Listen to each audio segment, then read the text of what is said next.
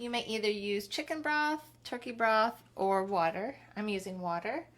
And then you can add fruits and vegetables. So it's just like a melange of whatever you don't need in your fridge, essentially.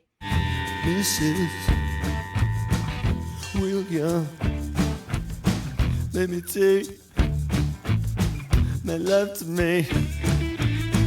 Put on the telly to the BBC, to the BBC, yeah, yeah, yeah. BBC One, BBC Two, BBC Three, BBC Four, BBC Five, BBC Six, BBC Seven, BBC Heaven, BBC Peace.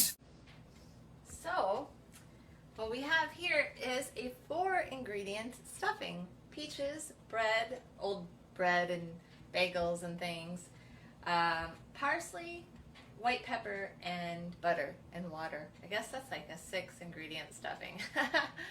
So I sort of made this recipe up myself. I started it with the recipe in the book, and then I added things that I thought would taste better. White pepper, parsley, bread, peaches, butter, and water. And you can use chicken broth, you can use more spices, but I already have my turkey all spiced up as it is, so let's check this out.